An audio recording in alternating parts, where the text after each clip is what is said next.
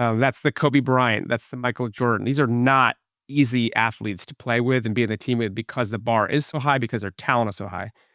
But you only can have that if you are actually the one who sets it and leads it and lives it. So when you have the opposite of that, like, a delivery person who is also of those qualities, that's harming the business and is not raising the bar, that you have to remove.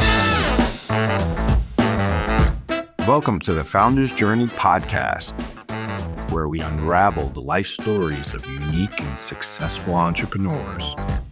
We will take a deep dive into their highs and lows and over-the-top accomplishments. So get ready for the Founder's Journey podcast with your host, Jimmy Dulimbakis. David, it's great to have you on the Founder's Journey podcast. I'm really excited to hear your life story. Thank you for coming on. I really appreciate it. Always grateful to be here. Good to see you. So David, tell me, let's take it back to the very beginning. Where did you grow up? What was your childhood environment like? Yeah. So I grew up in upstate New York, outside of Albany, in a place called Guilderland. And I went to Guilderland High School, and family of four, two sisters, younger brother, and my parents. And so my dad was a psychologist, my mom was a writer, kind of a normal childhood, and really loved being there and played sports growing up, lots of soccer and lacrosse, which I played in college, and just a wonderful place to grow up. What age did you start playing sports? Young. I mean, I got into soccer through a couple of different friends. One of them actually lives right in Rye, where I live now, just outside of New York City still. So I have a couple of different relationships that have lasted the test of time. So That's awesome. but mostly parents coaching. I think athletics and sports are really important in growing and testing you. I have three sons who all played at a very high level lacrosse. One's still in high school, but being coached by other people, those outside voices are valuable. What did you learn? So what age did you start? Like 6 or 7, or was it like 8 or 9 when you start? Because I have a follow-up question to that. Yeah, I can't remember. Probably started with soccer, probably at similar ages. I'd say little later, 7 or 8 probably is my guess. Back then they didn't have a lot of the sort of programs that are developed now, where there's, your high school team, and there's like a program team, and it kind of like tracks you towards college sports. So it was a lot less sophisticated in a way. Mm. But still, great paths to highest level if you put the work in. So my take on sports is it's extremely important. I think that you're right. There wasn't a lot of programs. You played in a couple local teams, or maybe your school team, and that was it. Now there's travel teams, there's layers, there's regional teams. It's to me, my personal opinion is it's become a little bit more about business than the sport. Kids are playing a sport 11 months out of the year. I think it might be a little too much for them unless they're going pro. You know what I mean? And kids are getting hurt at a younger age because they're too active, and there's no downtime for them to kind of like recoup and recover. I think sports are fantastic. I'm pro sport all the way. I coach my kid's basketball team. He's very young. I'm all about it. I'm the guy yelling on the sidelines when the kids are about to make an awesome play. I'm cheering them on. That's me. But I wanted to get your take on that. What do you think? Yeah, it's interesting because I have told stories when I think about why it's so important. Is when you think about the job to be done as a CEO or founder, you're like the head coach who happens to own the team. And if you don't really know the dimension of being an athlete, a player, a role player, those dimensions, especially individual versus team sports, and the role of a coach to you, and the moral obligation of a coach, you don't really know what the jobs are. And when you have that owner and head coach job, and you're not holding the team to a high standard and coaching them to a high standard, you don't really understand a lot of the dimension around what toughness is, or what tough love is, or what's your moral obligation to the team. So there's aspects of it that I think teach you a lot about yourself on teams, how peak teams perform when you win, when teams break, when they lose. They're very complementary in their professional life. They succeed and fail, rise and fall for very similar reasons.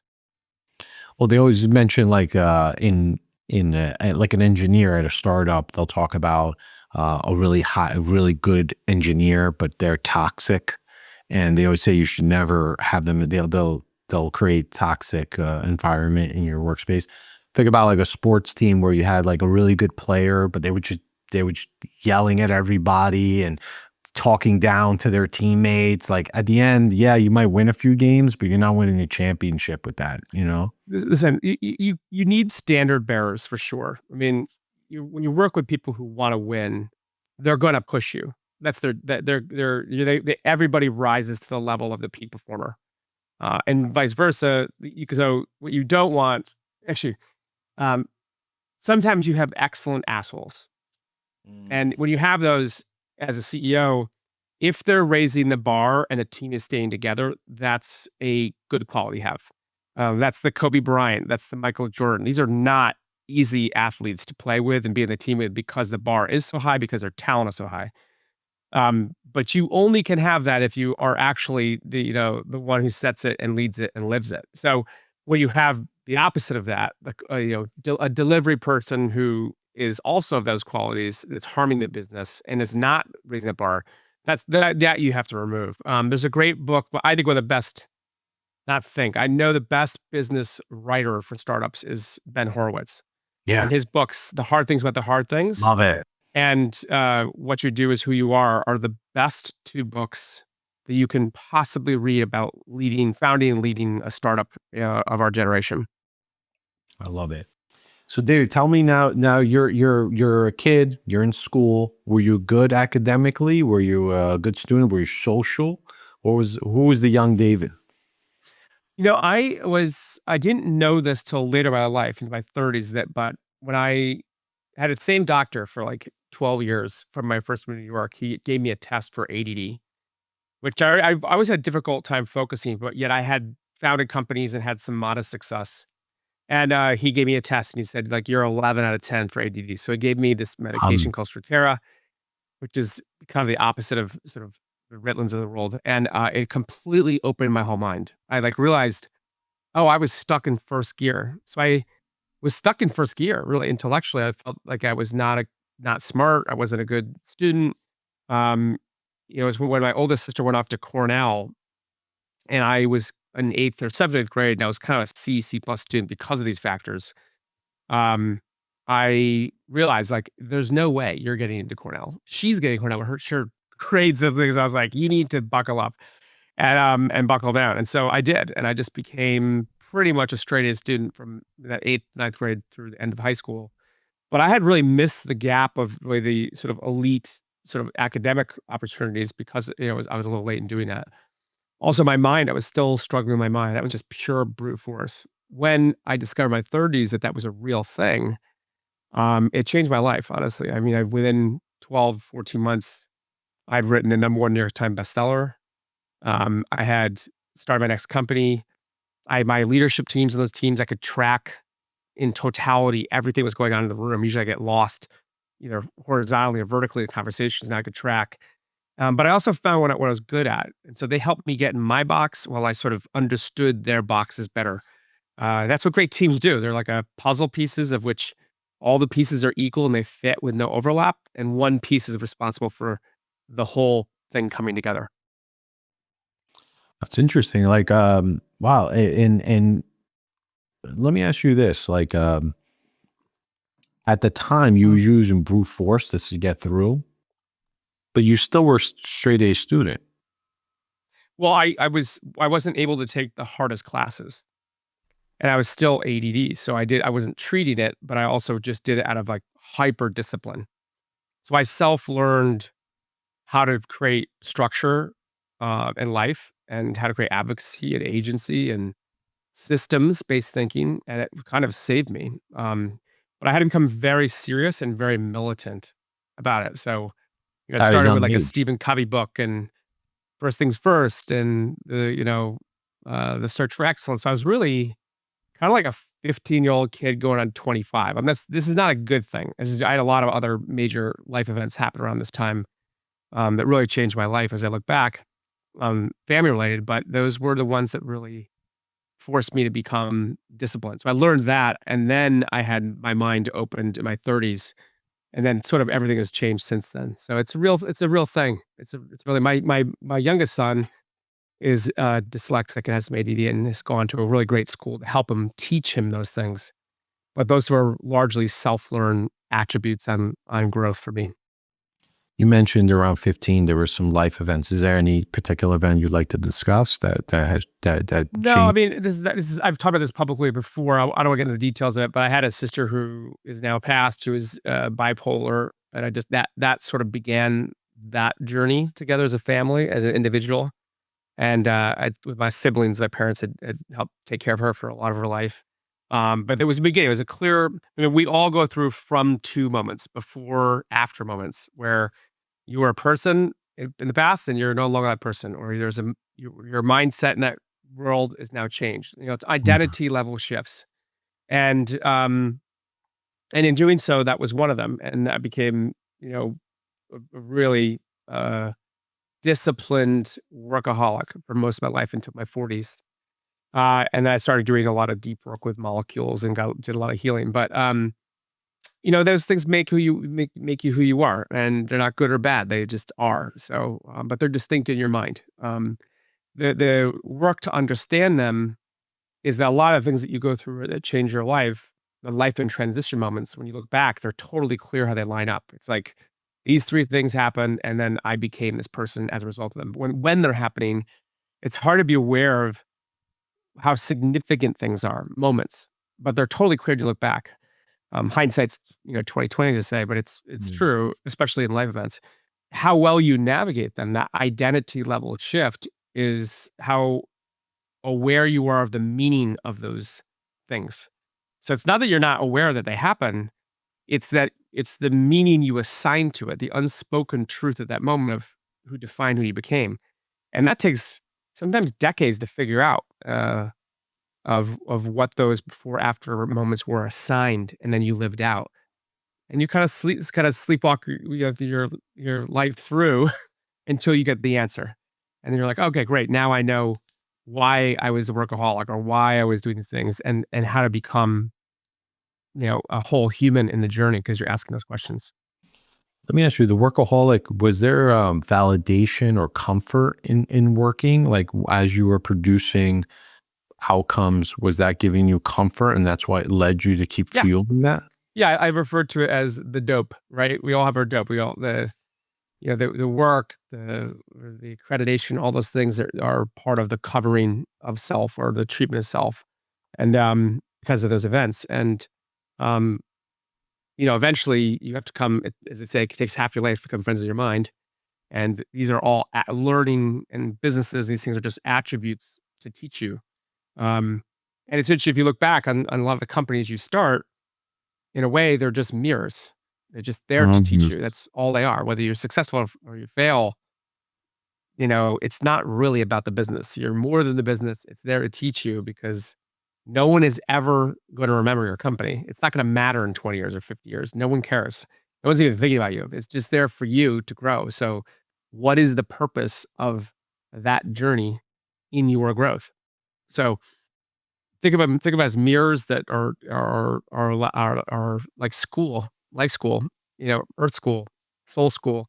They're not Yeah. startups. You're choosing them in order to grow. Jerry Seinfeld says they were interviewing about what people say about him, like critics and stuff, and he goes, "In 100 years from now, they'll all be dead, so I don't really care." Like meaning, like we worry about like the house that we live in 100 years, someone it'll No be one's gonna matter. knocked down, or someone will be living in it. Your car's not going to be here. Most of your belongings will be distributed amongst whatever. Um, it's interesting because when I was 19, my dad passed away, and Mm, I had a validation issue. My father was like my support, my backbone. Like he would always be like, "You can do this." He talked to me in a way that he really still does. connect. Yeah, he still does. There's lots of truth there. And for 20 years, I chased the validation of I need to prove to the world that I'm not some victim that lost his dad, that I can accomplish these things until I became a dad. So now the narrative didn't work anymore. And now here I am, literally reflecting back to my entire life, trying to understand why I became the certain person at certain times and what the events were. And it's a lot of hard work. And sometimes the answers aren't things that you really want to hear or Or to deal with. experience. Yeah. Right. Yeah. So Part of who you're was I like to say part of who you're becoming. Yeah. yeah. So tell me, is there like two or three people that kind of shaped you as a childhood into teenage years that, that influenced you to become the person that you were becoming later on? Yeah. I mean, I have obviously parents are a huge part of that. Siblings are a huge part of that. There's a lot of, I can identify those clearly. A couple coaches. One coach passed away a couple years ago. Coach Ferris was big. Um, and then also teachers that were on the opposite side of that. Not to name them, but you go through experiences where they always say it only takes one teacher to believe in a student to change their life, and it also takes one teacher to harm a student's belief in themselves to change their life. So you have both of those things, and they're both important to go through to learn to start over. And so to begin again, that's what resilience is begin again. Um, so I don't, um, I had a really great. I mean, I've talked about him before, Bill Gillette. I had someone who believed in me in my 20s in college that gave my first shot as a startup. And I love working in a startup, his startup, and, him and Craig, and I learned about that I didn't wanna work for anybody ever as possible and to kind of own your life in a very different way. And then but the biggest influence, in my life is I had a late uncle, Roger Franceschi, and, who was a really successful psychologist and sat in a bunch of big boards and coached a bunch of big fancy CEOs that you would know. But he was just, like, had a huge intellect and soul, and, in his when he had sold his last company when he was 70, he sadly quickly got, glioblastoma and passed away about 9 months later. I saw him a month before he passed, and, he was like a second dad. He was a different dad, not better than my dad, but different, and he's a huge influence. Like, put sort of like jet fuel on my life of curiosity around computers and, uh, knowledge in that regard, and also that introduced me to I didn't know what investment banking was until I was mid 20s, like, just understanding the way New York worked and money worked and finance worked. I had no understanding of any of that stuff. He just radically increased my understanding of the world, exposure to it. But, on his before he passed, I saw him a month before he died, and I was holding his head. He was mostly paralyzed at the time, and he said, "Don't focus on who you are to the world, focus on who you're becoming." Mm. And it was just such an iconic moment of understanding around, "Oh, I'm only the are, not the becoming." And the reality is, like, all the joy is in the becoming. It's all in the hardship. It's all in the suffering. It's all in the journey. Not to idolatry that, but it's like when you get to the top of anything, you realize there's nothing there. So you better really, really love the becoming because that's where all the joy is. Now you said that your sister went to Cornell Yep. and that you got a student. Did you get into Cornell? Like what happened No, in no, no, college? no. I had no shot. I was also much more of an artist. Okay. I think my senior superlative was most artistic, um, and I, studied industrial design at RIT, and I really thrived there. Got some great recognition, some awards, and got into the world in my junior year working for Kodak when it still existed, lots of stuff. And I was, but I also realized that I would never have the sort of flexibility and a success if I didn't really own all of my life. And I decided, based on my experience with Bill and Gillette, is to like just start doing my own thing. And so he helped sort of capitalize and launch a company called NetX that we got some friends around. It was a tiny little couple person startup, and we had an exit a year and 2 years later, right around the birth of the internet and Silicon Graphics boxes and web forces when it was a thing. And then I moved to New York and helped to join a team that had just gone public that did a roll up and kind of help run operations and strategy and some of the challenges in doing that well.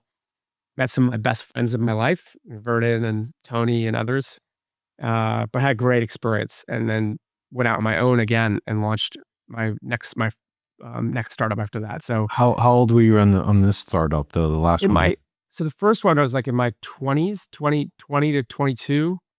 Then think was the ideas was like 22, 25. Mm. And then I started my next company with two co-founders, Smart Ray, from 25 to 28. We exited that, I think, for like 35 or 40 million or something about 4 years later. And then I took 2 years and took 2 years off and just traveled the world, dozens and dozens of countries and just got lost in the world. No one ever, I'd never done that and had not traveled the world and wanted to see the world and understand that I could be any of these individuals and they could be me, just the luck of the draw in a lot of ways. And that journey taught me a lot. There was a part just before you mentioned that you wanted to control your own life. Mhm. Is that the phrase?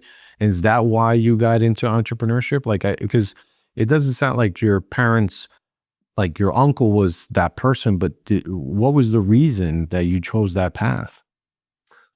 Was it Um, curiosity? What was it? it's not that I'm not a good employee, although I'm not a great employee, I don't think. I don't know, I've been at 2 companies my entire career after an exit. So and it's only been for, rest the investing chapters, including Accenture in the last few years, which I love. Accenture, they we had a great exit with them 4 years ago with my last company, Bionic.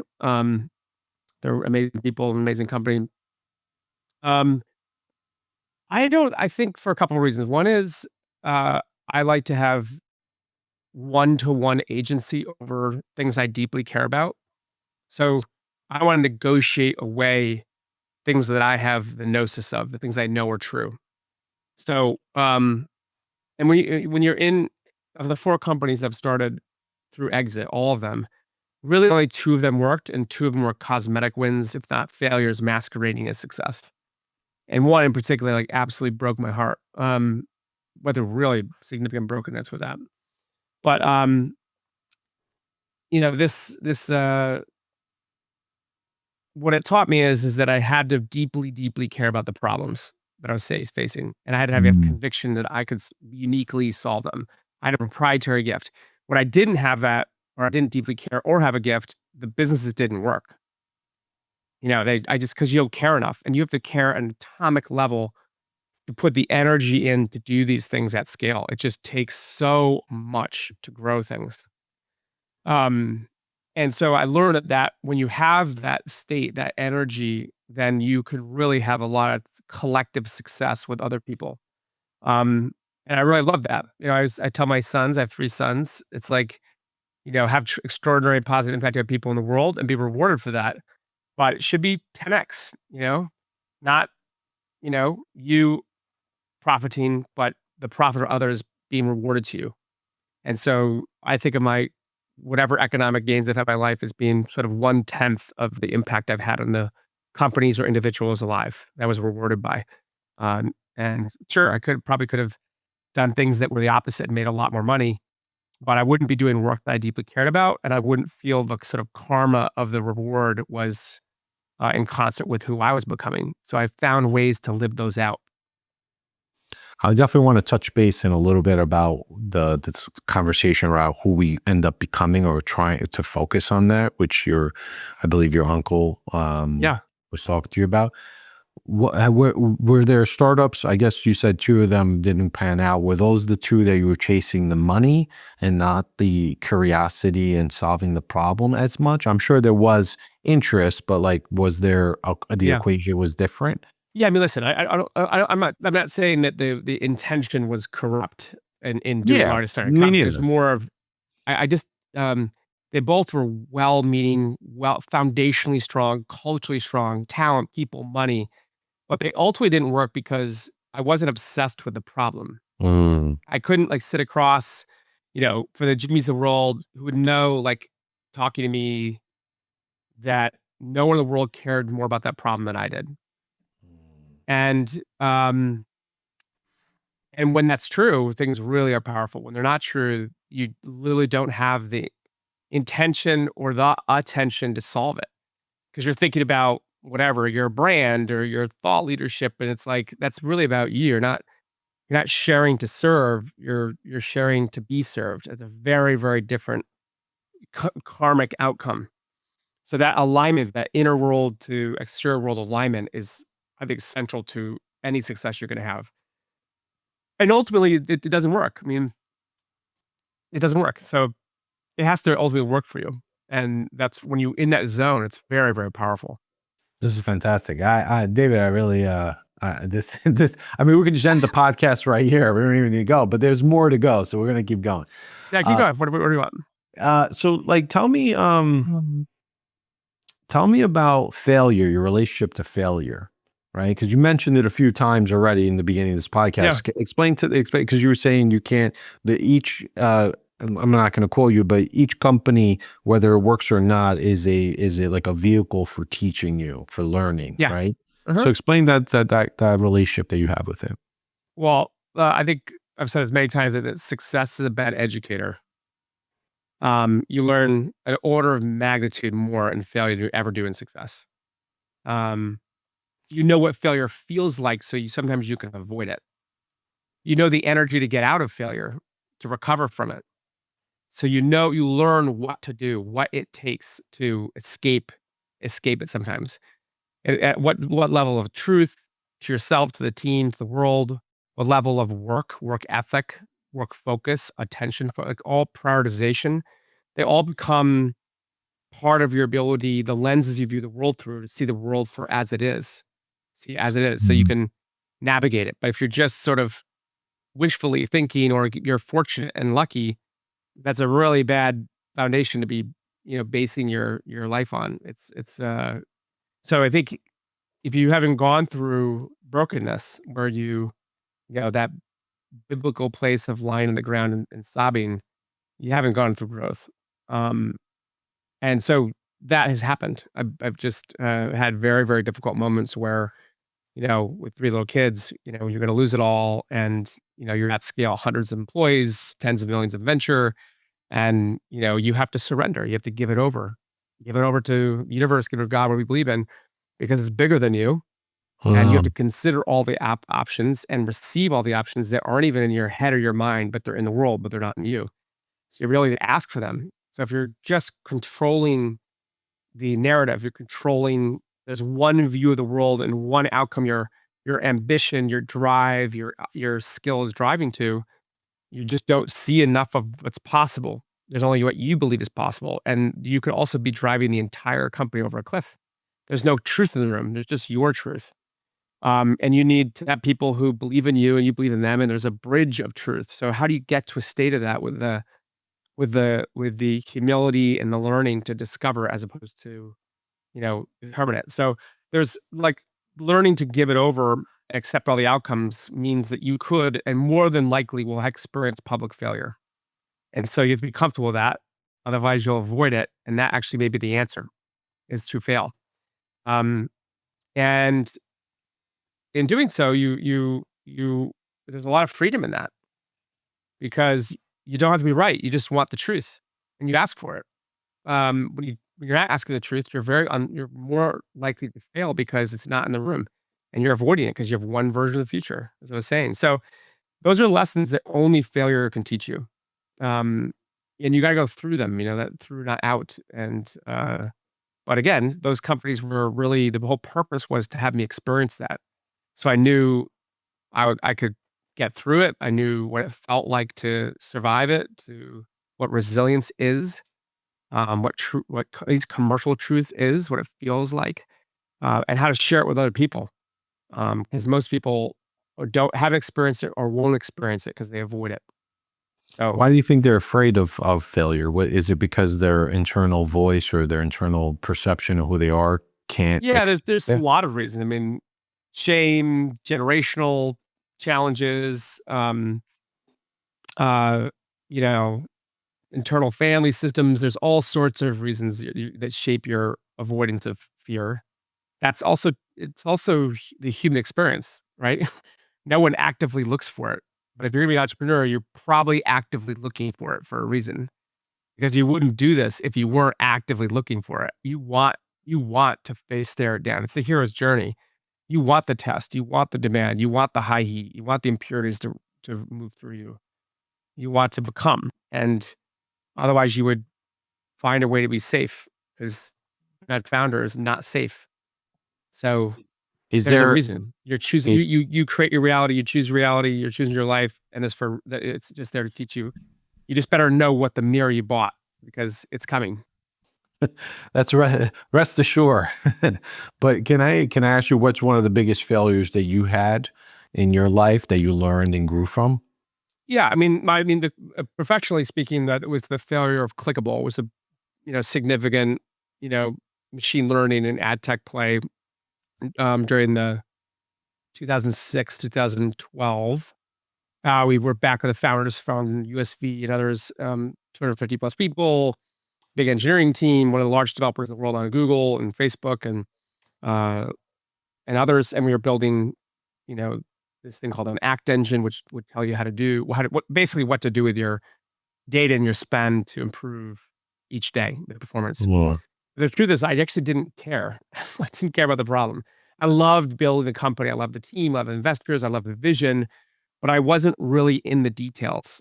And like, did I really care about advertising or did I care about building something that was successful? That's just not a big enough reason. I remember I sat down towards the end with one of my board members, Albert Wenger of USV, and he's a genius, literally a genius. He's a very special guy. And he said, he goes, one of the worst outcomes is this company is successfully on a path to nowhere. Mm. He's like, I don't doubt you're working hard or that you have your best intentions. He goes, but we're going to finish this so you guys can, let's just get it across the finish line and start over.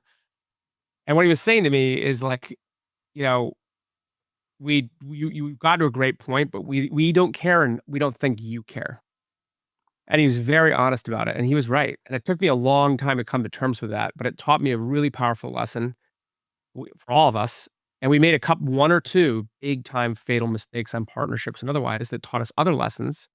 And it forced me to go learn. And so I tried to do 20 years of learning in 1 year. I wrote a book called The Startup Playbook, which I asked 40 of my friends and their friends of friends, how to bet your life, like what has to be true. And I learned so much of those 300 hours. And that book brought me to a new stage, new opportunity. But it was really about my own learning, and it just created my next company, Bionic, which has been, really successful. But I couldn't be successful until I had gone through that abyss, fall to the light, that into thin air moment. Could you tell me like what was going on like emotionally or just like around that time or like where you're clashing with well this might not work or we're not going to get to where we want to or it's not the way I want it to be. What was going on emotionally with you? I don't think I would accept failure. I thought that determination and will could solve all our problems, and the Mhm. answer is it can't. Like, you're not bigger, especially now in the outside forces that are driving your success or failure. In fact, one of the things I learned that was so profound in coming through that experience with, um, the Startup Playbook and, was what Reid Hoffman wrote the fore of it said, when I asked him, "To what degree of success, good fortune, timing, and luck would you attribute to your own success?" He's one of the most successful entrepreneurs of our lifetime. He's like, 80%. 80% is being there when it happens. You predicted a future and the outside forces, and you were there. You're the best team in the world when it was successful. And if you get that wrong, you could prematurely scale early and dead and be the right team that discovers that truth and win it all. And if you're late, you lose. So if that's true, you're never really as good as you think you are when it's successful. And you're never really as bad as you feel when you're failing. It's just there to teach you. You want to be fortunate. So to be fortunate, you gotta to take many, many, many shots in the portfolio of needs in the world that you deeply care about, because it takes so much energy to sustain that care. It has to be true. And you need to be right and on time, which means you have to have a deep understanding of market timing and forces that are really driving it. If you chase trends, you're probably too late. The team that Mm. was there was born to do it years ago. They understood the secret. They have a proprietary gift. They were there when it happens at scale, at capital, because the forces were so great. They won. And so that is something that's an insight that is so proprietary that it's really a gift. It you wouldn't see it if you didn't deeply care. So, those are aspects of what how to see the world that really isn't about you and your success in any way, because that's not a big enough reason. You go into private equity, go into, roll-ups, do something that exists, optimize, but, like, if you're gonna be a founder, new to the world, man, totally different skill set. Totally different skill set. Now you mentioned external forces and stuff. Are you a spiritual person? Or you believe in God? Like, what is it that you view? What's your view on the universe and you playing a key role in this universe? Like, what is and Yeah. because I it mean seems like a lot of we can't control, right? But like if we yeah, care enough, where it's obsession, we can move mountains. So explain. Can you explain that a little bit? To what's your perception on that? yeah. So, when I say that, I'm really referring to, the outside forces in the world at large. So, in our era, that would be things like the role of AI, emergence of AI. We're in the first 1,000 days of that. It's already changed the world. Um, Geopolitical fragmentation, decoupling, the Fed, MAGA, major movements that affect everything. So those happen in cycles. If you've read any Ray Dallio's work, Mm. um, there's 2 books. These are not happy books, but they're important books. One's called The Fourth Turning is Here, and the I other just one bought that. is I just bought it. good, I'm gonna read it. I heard it's very good, good. good. And then the other book that's complementary to that, um, is one called The Storm Before the Calm. Mm. So it gives you a lot of hope of what's in the other side of that, but we are moving through a 100-year cycle. We're in the 4th turning of it, the 4th quarter of that. Each of the major quarters have almost perfectly aligned psychology and framing around, that era's, change that it goes through, it takes society through, and then you weave in 2 50-year economic cycles and a debt curve, and you get kind of the same outcome for, like, hundreds of years looking back, 1,000 years looking back. And they're just patterns, and they're patterns in human experience. So, we're in that right now. So between, we're in the last 4 to 5 years of that till 2030, um, of which will begin the end of the fourth turning in 2027. 2028 will become a new political era, which will lay the groundwork for the change that gets sorted out in the 30s. So to know that those are forces, to understand them, you can't understand business and where the world's going and the economy and inflation and capital and Mhm. human experience and the psychology of what's the psychology of a boomer versus an Xer versus a millennial versus a Zer, like all that stuff really matters, because that's going to change what people value, how they spend capital, what creates social value, social currency, um, how elevated the consciousness of the world is. And I think this leads to your prior question. So I think I myself as a spiritual person, but not religious anymore. Um, uh, a lot of the deep work I've done over the last decade has uh, given a gift of gnosis versus belief. Mhm. Belief is construct that we create in order to sort of stabilize a view of reality. And when you have gnosis of reality, which is not good or bad, this is something you should desire to have or not have. It's just journey to your becoming if you want that. But you have to have courage to do it because it's not easy. But and spent 9 years in that journey, the gnosis of I refer to God as I am, is one thing. And when you have the gnosis of that, I'm not going to try to convince you of that. When you experience the gnosis of that, then you know. And it's not a debate, it's not a belief, it's the gnosis of. So a lot of this sort of thinking on this about becoming of the stages of that work of knowing, receiving, and being are in the work I'm doing today in helping people grow through systems, the belief that the answer is inside of you Mm. because it's all in. So, body, soul, I am, those are all integrated one things if you want or need to know.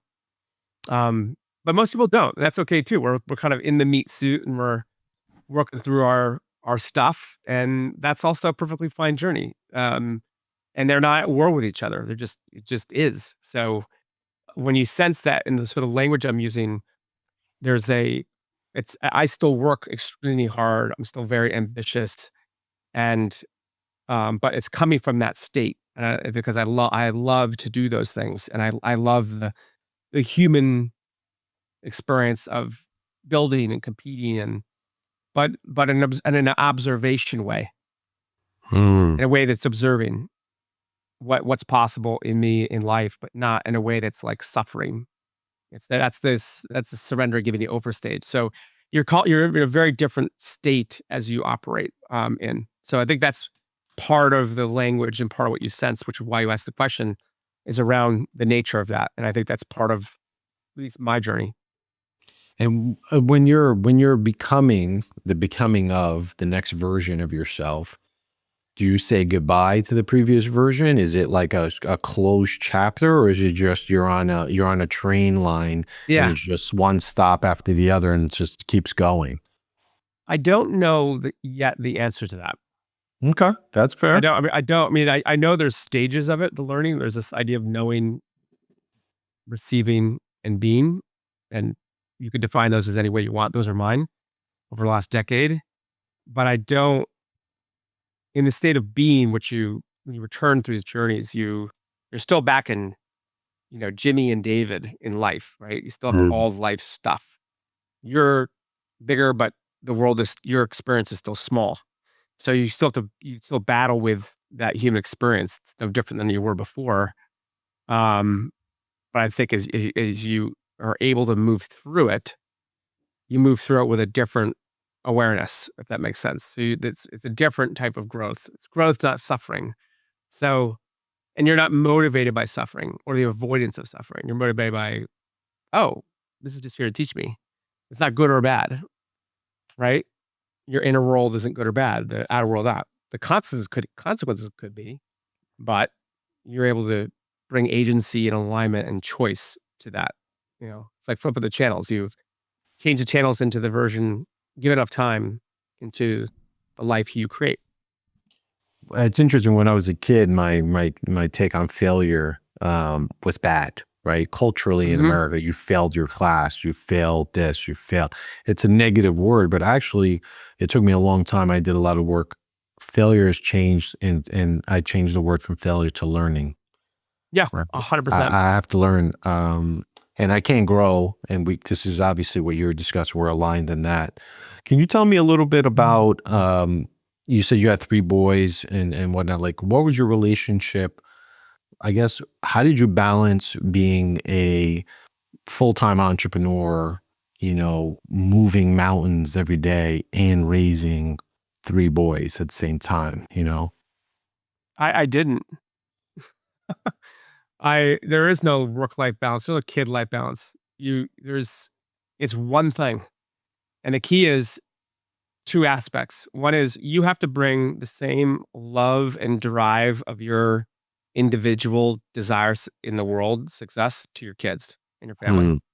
Same drive. Can't steal from either one. They need to have, and if you can't, you should choose your family, because the company's gonna be forgotten, but your family will never be forgotten. You'll never be forgotten to them. You matter. So, if you can do that, there's a second thing that needs to be accepted, which is you cannot sleep. Mm. You have to be able to operate on 4 to 5 hours a night sleep for decades. It's just a reality. There's not enough time in the day to do what it takes to build something, to build a family, to build kids, and build a company. You know, I That's straightforward. So I think, um, that's something I can do and have done. I do, like, sleep more now, but not as much, or not as much as you think. And then, I'd say one other thing is I also spent a lot of time thinking about systems. Hmm. So ritual. There's a great book by Chip Heath called Peak, Yeah. about organizing peak moments in life. It's very important to create those. The kids, it's why, you can go to every single lacrosse, baseball, football game, and the one that they score the touch in that you were not there is the one they're gonna remember, because it's a peak moment. So the answer is you gotta be at all of them. Um, and capture it.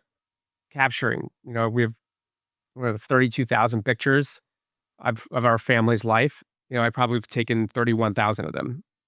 I was there behind the camera, and also I brought them into my work, into the life as well. A lot of exciting, fun, wonderful things that brought them joy, and also when it was going bad, when I had 60, 70 employees and, you know, $25 million company during COVID. We just built a $14 million office space 9 months before, and I could have lost it all, with that type of overhead, millions of payroll a month.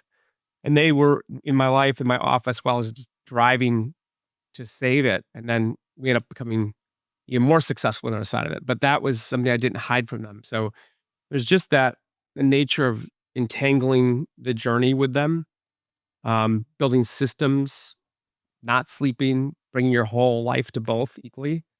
And last is I built systems for them, belief boards, belief systems around what the purpose of our life is and what are the 10 things we believe in.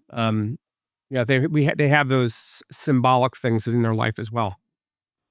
I just want to say I really appreciate your honesty about it because I think there's what I worry about is like this persona of entrepreneurship, right? That you're going to make a lot of money and you're going to, have a great life, and it's hard, you It's the know. opposite, actually.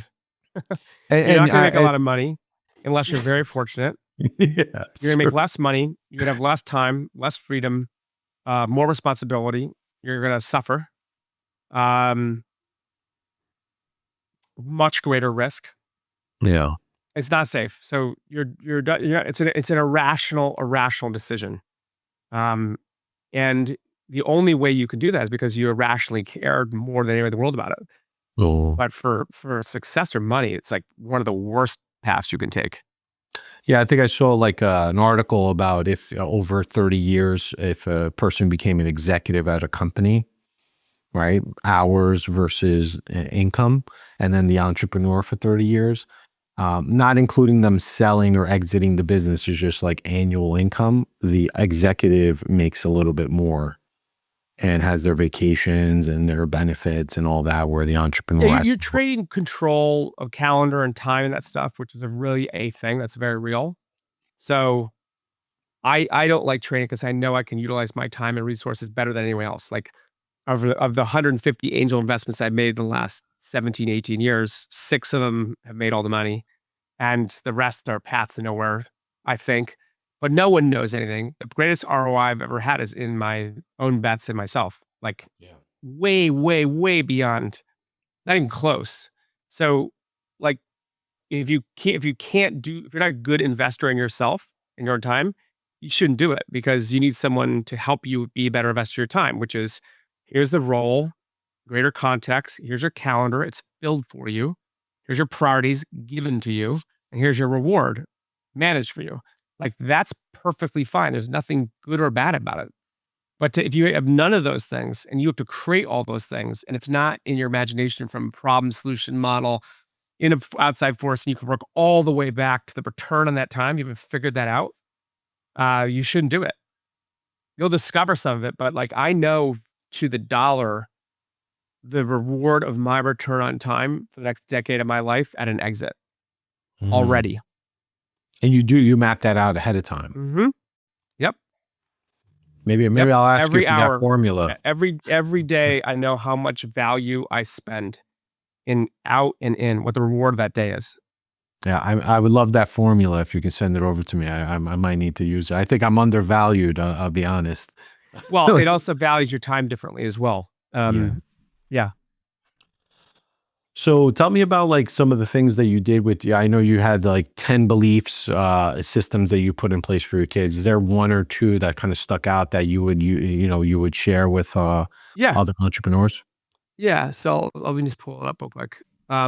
So a couple thoughts. One is this. So what I wrote was the purpose of our life of being, and this, our last name is Kidder, is to have tremendous impact on people in the world and with your God given gifts. So everyone has Mm, a gift, something they deeply care about. They may have to, it may take half their life to discover it, but they do. And they need to find their job. And this is why I think, for my own sons, I'm like, your whole 20s is just a portfolio of life. One of my former CMO, let me just pull this up, wrote a great book called The Portfolio Life. Her name is Christina Walsh. She's totally brilliant. She teaches at Harvard now. And and she I'm just trying to find this exactly what I yeah, shared. okay. Um Actually, let me go get it. Give me one Yeah, second. go ahead. Definitely. Jimmy, you're asking about the belief board. So Yeah. this is each of the boys has one of these, and it's framed. I don't know if you can see there. Maybe you can't. Can you see that? And it lists them out. Yeah.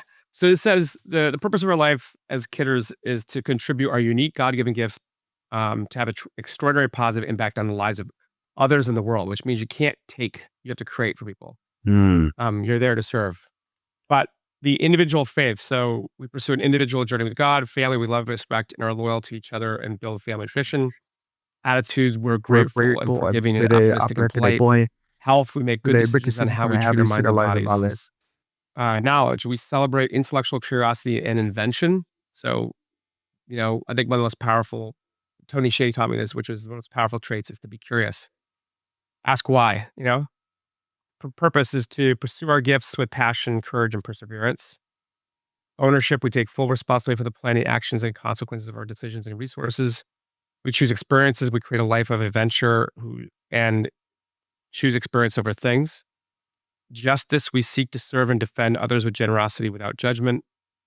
And stewardship, we preserve and respect the environment and animals that contribute to our lives. So, my wife and I wrote this over a long period of time, but became sort of a central idea around, you know, if I died or she died, the kids would at least know exactly what you believed in, and what you try to live out, as radically imperfect as we are. So it was something that they have. It's a real honor because they've taken it to college with them. Those same belief boards, which is kinda cool. That's amazing, and this is what I'm talking about. Like now, my kids are young, so I'm trying to figure out framework of what I'm about, what I stand for, and what are the values of our family. So I think that's very powerful, and I know you didn't do it overnight. It took over several years to come up with all those specific uh Yeah. things, and that's fantastic. I wanted to touch base on like one of the companies. I wanted to see if is there a specific company that you created that Mm. we can kind of run through, just kind of like an overview of like how it was created and then like how it worked, the functions of working, the pillars that made it work. Can you say it again? Is there out of the companies that you started, is there one specific company that we can kind of dive into a little bit, just kind of overview of what it did, what it meant, how it worked, and how it profited? Yeah, I mean, I can talk about so Bionic was a company I started about 12 years ago, and we bootstrapped it to about 25, 30 million revenue over that period of time in about 7 years. It was acquired by Accenture Song, their disruptive group, about 4.5 years ago in 2021, and now I just learned recently it's their most successful acquisition of Song's history, so it's done very well there. But it started because I was learning with a couple really significant CEOs, and one woman in particular, Beth Comstock, was the chairman of GE, on how to create growth in big companies, and then learning how to make that systematic, and learning how to build a capability, and then how do you use tools and software and tools, and now AI to empower that at scale. And it became a system. It was almost like we built a product-enabled system that was the anti-Six Sigma generation, and it became now it's a global platform. So it's kind of, uh, it was very special because it didn't exist, and it wouldn't have existed if it wasn't my own personal journey. Mm. And my co-founder and I are at that last company, Ann Berkowitz, really complemented each other really almost perfectly. We're the collectively the opposite but whole in the experience of building it. There's no way it would exist without her, and, we built something that was just uniquely us in that regard.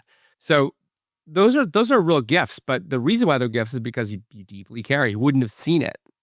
You wouldn't have been entrusted to see it, the vulnerability in it. Someone lets you in at the top of the largest companies in the world, and they say, "Here's my problem." They have enough courage, like Beth did, to be like, "Come help us." Um, they take you right to it. So, um, that's something that was, that care, if someone was selling them, they wouldn't do that. It's you're really sharing the journey together, you're building together. So I think that was a really huge lesson, and it just was natural. It just grew really fast because of that, the size of the opportunity, but also the size of the care. Could you tell me a little bit about how the product was profitable? Like what was it? What how'd you define Yeah. the actual service? So I tried so that was a system called the Growth Operating System, the Growth OS. We sold it as a system in parts that became the system. So it was like Lego blocks. So it was an hourly, it was a full product. If you're selling a SaaS company through the CTO's office, you have one gatekeeper, one budget. Very difficult. If you sell something that any executive can buy for their collective problem, similar problems, you have a lot of buyers and they have a lot of similar problems. And then also, you don't want to sell as a technology. At least I didn't, because I didn't want to get stuck to the CTO's office, and also wanted the service to be highly relational. So you could learn faster. It wasn't like it worked or didn't work. It was like it became the answer. And I think they created more permission and trust in that way. So we were paid an amount of money, which is, quite a bit, between, hundreds of thousands to millions, to do this, depending on the size of the company and how many instances of where they installed it. And that's become my sort of model, which is I love systems. I have this, both, you could probably tell, the philosophy and interest that the answer is inside of you. And, as James Clear says, you fall to the level of your systems. So if you're not getting to it, your systems are broken. So let's go Um, replace the systems. And so we do that. And that's what I do at a leadership team level. And now I'm running a company out does that. So that's how I was comfortable in my journey of selling and scaling things, if that makes sense. how can you tell me about over systemizing? Like, is there a way? Is have you ever had a problem where you created Mhm. too many systems, and what did you do to fix that? I might be doing it now, I don't know yet. No, because learning how to say no to most things is central. Yeah. Um, and, so learning to extreme focus of kinda getting out of the dark alleys to find the light is a really important skill.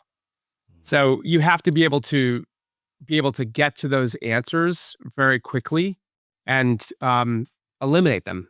Hopefully, you say no to most things. When you're doing too much, or it's not added to the same problem, your optionality is the enemy. So the more things you do, the more mediocre you are. So it really has to be very much in concert with that problem and your solution, and really build on that. And when I've gotten outside that focus, I was like, oh, it's the next feature we'll get there. We got to build this and this and this. And all of a sudden, you're maintaining a legacy of a bunch of things that were wrong. So But how do you then discover liability that? gets too Like, big, how do you discover that, or how do you move forward from that? Like, when do you because develop their they're people just don't not use it, going? or they want it for free. Then you It's know the it's whole not. saying of, like, the saying I've been saying for 12 years, which is like, you gotta build painkillers and not vitamins. You gotta solve chronic, lifelong, malignant pain in a customer, and ideally, your customers are rich and in pain. It's just easier. So I had 47 CEOs in the Fortune 200 or something. So we have very few, but they were big and consequential. They're the CEOs of the biggest companies in the world, from Nike to P&G to Citigroup. They were iconic leaders in iconic companies, and we were all in with them, and they were all in with us. Very different level. I have an interesting question Yep. a boy that came out of right outside of Albany. How did you build the network that you have now? Yeah. Because you're rubbing. I mean, I'm not saying no offense to Albany, but I'm just saying, like, Yeah. you go to a small town, like, you grew up and you're rubbing shoulders, you're networking, you have VCs, Reed Hoffman's writing your forward. Like, how did all this happen and why? Um. Well, I mean, we say this like the people who really move the world have very, very few friends. They're a very small circle, and I'd say that I'm not in those circles. I'm aware of those circles. I know people in those circles. Sometimes I visit them, but I'm not in them. But you don't need to be in them, but you need to be around them. And Mm, so the way to be around them is you have to create a lot of value to the world in service of the world. That matters, the consequential. So, um, and you need to do 10 times more. You got to create 10 times more value than you tax for. And you rarely ask for value. So, I try to do that since I was probably 20. I mean, 22 years old. I recognized that very, very early. And it took me a very long time to sort of, you know, um, build trust, create goodwill, provide value, serve, and then over time, you turn around and I've been at, TED for 22 years now. I've been in to the Milkins, the Davoses, the different places where those people were in the room, and I've invested in being there as well. Um, you're not gonna, none of it's free. You gotta build a machine that can underwrite a lot of this. Mm. Um, um, and I didn't come from any capital, so I had to go do things to create capital and then invest that capital in myself to go do it, even when I couldn't afford it. Um, and you just gotta be very, very consistent in that mindset. So 10x B, invest. so the so David, the formula is find your superpower, then find something that you can literally obsess over and create 10x value there without asking for anything, right? And then eventually that product will take off because you're the obsession of it, the product. And if somebody wants it, then you exit Think that of it company. as a solution to a problem that's consequential. Mm. By the way, that's not there's a million different paths to this. It's just one person's journey. It's not the answer. It's just you have your own answer. Just these For are this all like, episode, it's your journey. So, yeah. So I think like, but recognize like, what do I know? Like it's just they're just one person's journey. I really don't prescribe anything more than I have friends who are ridiculously successful on every level, personally and professionally, economically, relationally, way more than I am. Like it's way, way more. And they think even bigger. They love bigger. They give bigger. They just that's another aspect of all this is it amplifies who you most deeply are. If you're a little generous, you become massively generous. If you're a little networking, if you're a little insecure, you become massively insecure. If you're a little that's right. asshole, you become a gigantic asshole. Like it just amplifies you in the world, and hopefully, what you amplify has the impact that builds relationships and networks that you're around that you can help each other with. But it takes a long, long time. I mean, decades. But that's okay, Totally right? okay. If you I care mean, about it, but what do you you didn't know, care? but What do you you don't know care? about that in the beginning. Like a lot of young entrepreneurs, they think they're going to get rich quick, and it's not The true. average age of a venture-backed CEO who actually knows how to do this is 46. The I'm probability 43. Look at Yeah, that. you're I'm just young. a few years It's a away. total myth otherwise. It takes half your life to become familiar your mind. It takes decades to become good at anything, to understand skill, let alone how to build a company. Like, I always get amused by people who leave one profession to be an entrepreneur. It's like, it'd be equivalent to me being like, "I wanna be a surgeon," and then go get a surgeon diploma and try to be a surgeon or a lawyer. Are you joking? That doesn't make you a good lawyer. This makes says you have a certificate to practice surgery. Who's gonna like, it's that difficult. Like, these are very, very, very hard things to do well for a long period of time. I'm curious about when you exited the companies, did you go through any emotional ups and downs? Like, because now you're Mhm. detaching yourself from the company. Like, how was that? Like, what Yeah, happened there? we've gone through it 4 times now, so sometimes it was, like, really difficult because I cared a lot about the product or something, or the company was about me, and I had lost my identity, and therefore, I couldn't stick around. Um, but nostalgia is the in where my last 2, I knew what it was. It's like, an exit's a financing. Someone's funding you to grow. Like, it's not like they're buying you so you can die. Like, they believe that you're gonna be 10 times bigger, so you better be ready to grow 10 times bigger. So, like, they're it's not your exit, it's the company's financing. So, you have to help lead that transition. The company's gonna be a direct reflection of you, unless your product is so magnificent they can put on their platform and scale it, which can happen. But mostly, it's about your belief in that moment. It's like a before after moment. You have to lead it, and nostalgia is the enemy. If those people are hanging on to some past that you engender that's better when, like, you're undermining its ability to change, and you have to be able to see it differently, allow it to mature differently because it's not yours anymore. You're part of a team. You're trying to create also wealth for everybody else. You're rewarded, they're rewarded, but they're there. You're rolling equity, you're advancing the mission. Now it's their turn. So you want them to be successful because everything else works out in your favor as well, but it's their turn. So there's a lot of stewardship. Like you don't drive the exit, you drive to a financing it, whether it's public, private. It's never done. Like it's never over. Like that's why you can't. That's why you have to care a lot because if you do it for money, like it's very likely if you are fortunate enough to rarely get an exit, you're gonna owe more time on the other side of the exit. An earnout is designed to keep you engaged, so you produce the outcome that they bought. So you might make a little bit of money or a lot of money, but there's more work to be done. So you better care a lot. Do you find yourself like, is there like now doing 4 exits? Do you find yourself that you're not the type of person that's going to stay in a company for 20, 30 years? Like that you're going to grow it, you're going to build it, grow it, and then it's going to get taken over by another party and keeps growing it? Like, is that, where are you with that? I Like don't know kind of, yet. yeah, yeah. I don't really have I am sort of exit driven. I mean, I'm motivated by those outcomes. Some people are motivated by recognition of a scaling company. I love that 0 to 1, 0 to $100 million revenue type of things. Like that is more interesting to me than, a 100 or billion. I've never done 100 billion. Like if I, those are things that I don't that's not in my mind to do.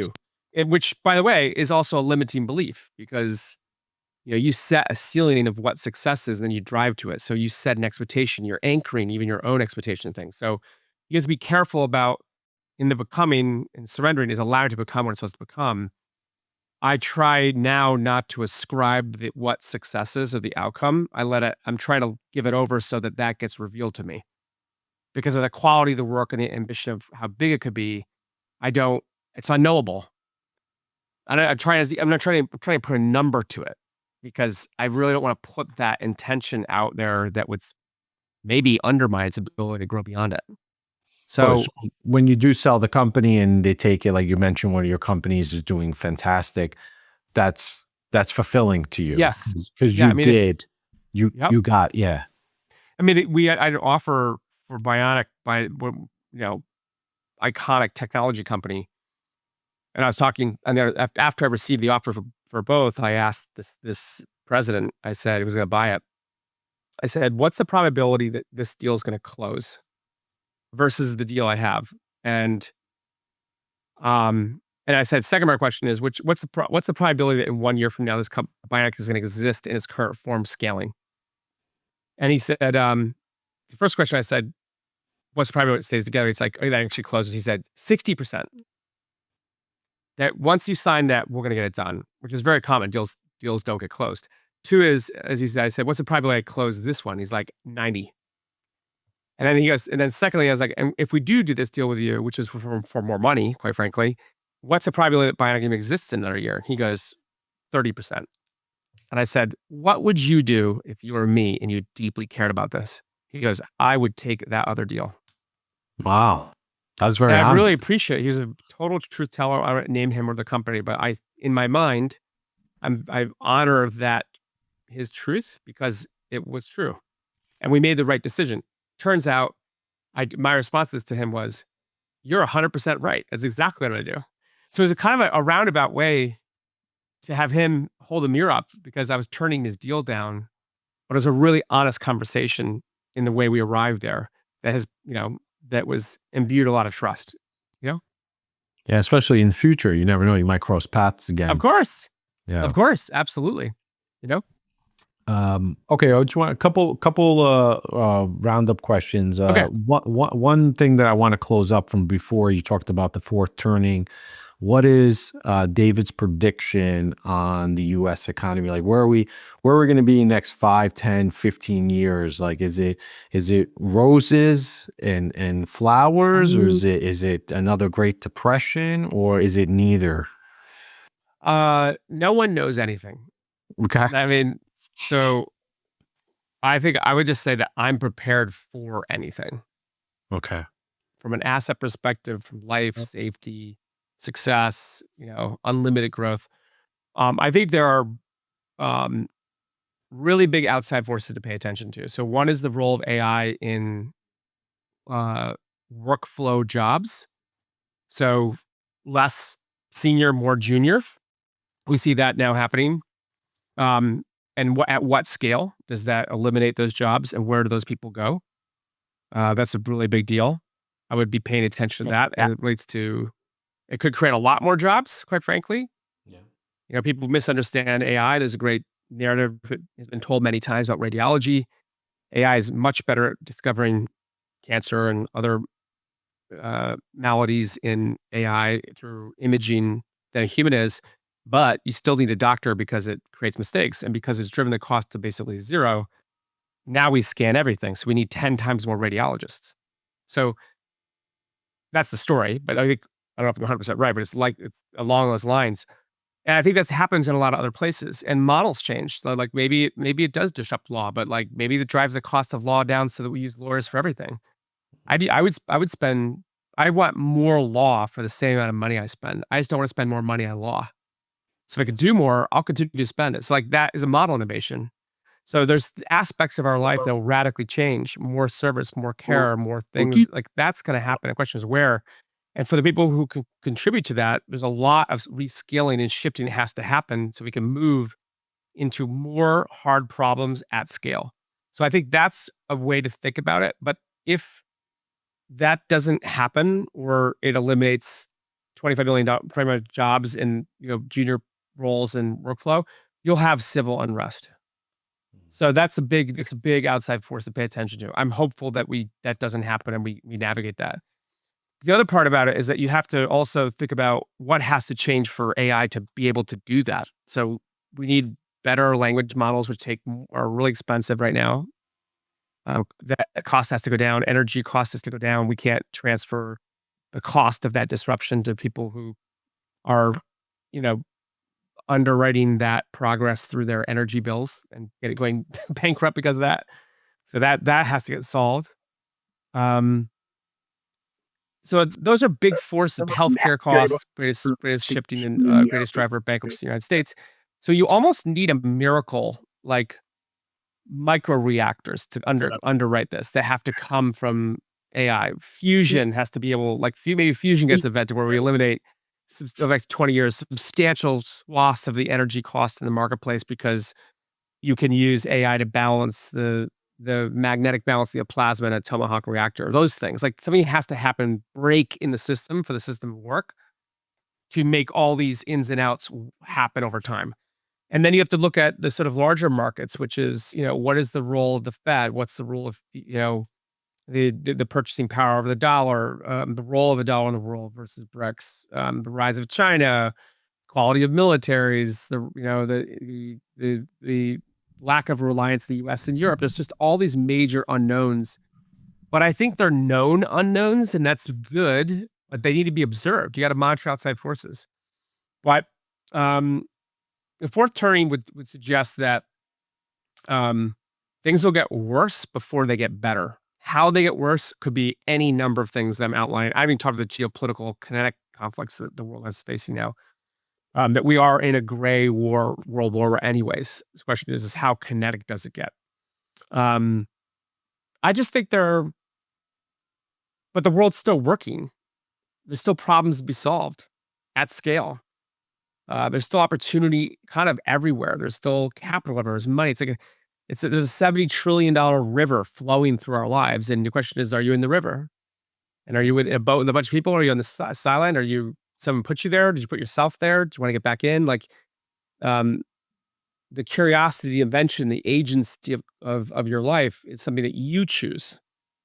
And to the degree it's whatever's possible is yours, you create that possibility. So it's easy to say that as, while I am more privileged now, I wasn't, but I'm still have advantages others don't. But a lot of it is also created, and you have to take that agency back because there's for your resources to come for you. So you have to come for yourself, and you need to activate in this. And it's I think, as you look at the employment, world. I was at my dentist today, and she's like, "My son is getting his second master's, his first master's in engineering and AI, and is can't find a job." And I was like, "I understand. I have 2 sons in college, same thing." And yet, there's still opportunity everywhere. The barrier is lower to create value in the world.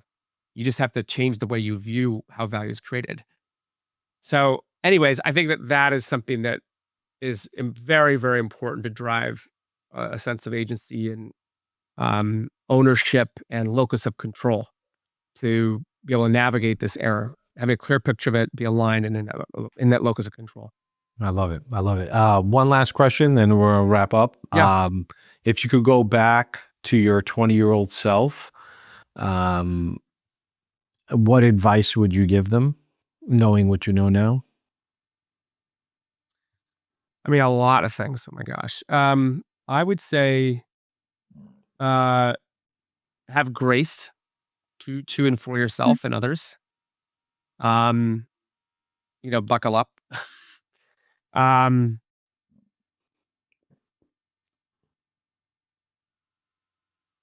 I think that the idea of radical acceptance of the world and others and their journey is a huge part of this. The idea you're going to possess something or get something. Um, that's it's a it's not a thing. It's not possible. And the last thing I'd say is it's going to take half your life to become friends with your mind. So have curiosity and courage and patience because it takes a long time to unite that 20-year-old self with the 50-year-old self who's figured out a few things. That's what I think about it. Okay, awesome. David, thank you so much for being Yeah, on the Jimmy, good to see you. podcast. What's that? Good to see you. Thanks for that. Yeah. Thanks for having me. I appreciate it. Thank you for entrusting me with your story. I've learned so much today, and I hope your story inspires the viewers on the podcast, and I believe it will. And thank you so much. Is there anything that you want to leave? Any last thoughts or anything before we wrap up? Well, I mean, it's December 16th, 2025. We're about to go to the holidays. So happy holidays to the listeners and you. And also, I someday someone will listen to this podcast and it'll be 2030, 2035, 2050. There's probably just a few of you. And hopefully those future people that listen to this can look back and look at this era that we made some good decisions right. And the ones that we messed up were part of the process of learning and the grace it takes to become as a country, as a founder, and radically accept some of it as teaching us what we want. And so I'd be curious in the comments someday if it exists for people to think about that and reflect on it through that radical acceptance lens. So I'd be curious to see how that plays out in 10, 20, 30 years because it will happen. So welcome to 2025, the end of it. Thank you so much, Pierre. David, thank you so much. I really appreciate it. Yeah, good. This has been Good awesome. to see you. Happy holidays. Thanks.